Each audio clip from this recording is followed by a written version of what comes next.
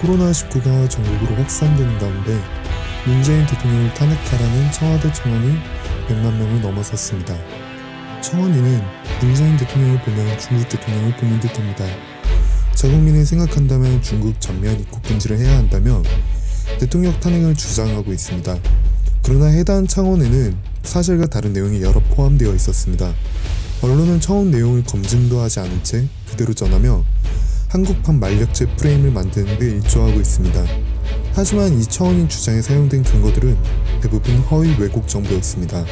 첫 번째로 청원인은 문 대통령은 300만 개의 마스크를 중국에 지원했다고 주장했으나 문재인 정부는 300만 개의 마스크를 중국에 지원한 사실이 없습니다. 외교부는 지난달 30일 민간에 협력해 마스크 200만 장, 의료용 마스크 100만 장 등 의료 물품을 지원하겠다고 밝혔으나 해당 물품은 중국 유황 총교우회와 중국 우한 대총동문회에서 제공한 것입니다. 정부가 아니라 민간이 지원한 셈이죠. 다만 정부가 대중교통이 차단된 우한으로의 운송을 지원했을 뿐입니다. 두 번째로 청원인은 중국인이 자유롭게 드나들고 있다고 주장했지만 이는 사실과 거리가 멉니다. 청와대는 27일 발표한 중국인 전면 입국 금지 요구 관련 서면 브리핑에서 지난 2월 4일부터 중국으로부터의 입국 절차를 강화하여 입국자를 철저히 파악하고 입국을 최소화하는 조치를 취하고 있다며 중국 전용 입국장은 별도로 만들고 소득과 발열도 체크하며 입국 시 모든 내외 국민은 국내 거주지와 연락처를 제시해야 하고 현장에서 연락이 되는지 여부를 확인한 후 이상이 없을 때만 입국을 안정적으로 허용하고 있다고 밝혔습니다.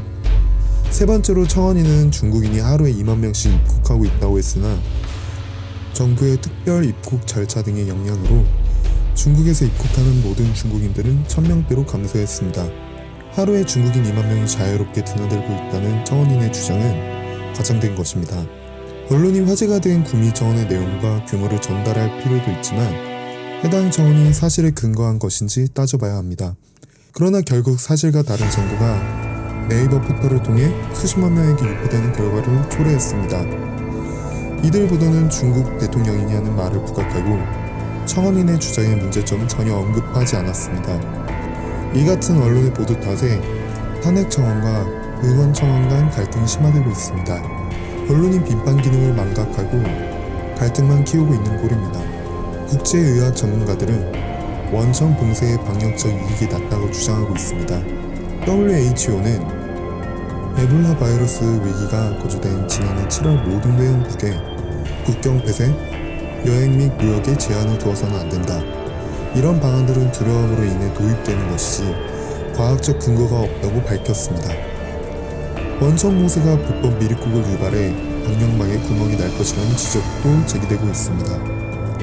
실제 중국 입국을 전면 금지한 이란과 이탈리아에서 원인을 알 수 없는 경우로 코로나19 감염자가 늘어나고 있습니다.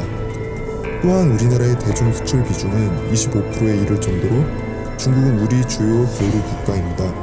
이에 자칫 입국 금지가 돌이킬 수 없는 경제적 타격을 가져올 수 있다는 우려가 제기됩니다. 이에 중국 입국 금지가 실효성도 없을 뿐더러 한국 경제에 큰 타격을 주므로 반대한다는 여론도 만만치 않은 것입니다. 국가적인 전염병 사태가 벌어지고 있습니다. 정부가 주어진 여건 하에서 최선을 다한다고 하지만 한계가 노출될 수밖에 없죠.